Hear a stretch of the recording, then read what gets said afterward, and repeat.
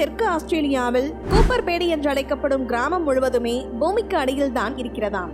இந்த கூப்பர்பேடி என்ற இடம் ஆஸ்திரேலியாவில் உள்ள நிலப்பகுதிகளை போன்ற ஒரு பாலைவனம் தான். இங்கு வசிக்கும் மக்கள் மிகவும் சாதுரியமாக இருந்து உலகின் மிக வினோதமான நகரமாக இதனை மாற்றியுள்ளார்கள். செயற்கைக்கோள் வழியாக பார்த்தாலும் கூட நிலத்திற்கு மேல் அது வெறும் சிவந்த பாலைவனமாகத்தான் தெரியுமாம்.